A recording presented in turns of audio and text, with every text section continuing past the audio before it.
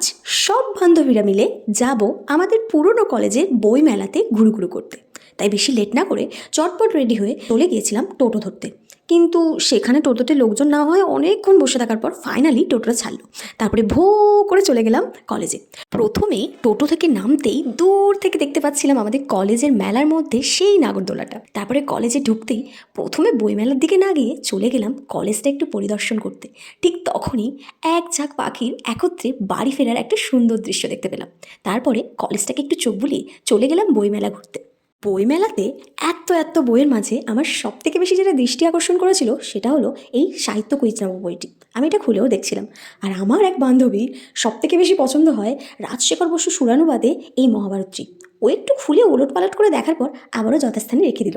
এরপর আমরা আরও অনেক বইয়ের স্টলে গিয়ে আরও অনেক বই দেখলাম, কিন্তু এর মধ্যে থেকে আমরা একটাও কিনিনি।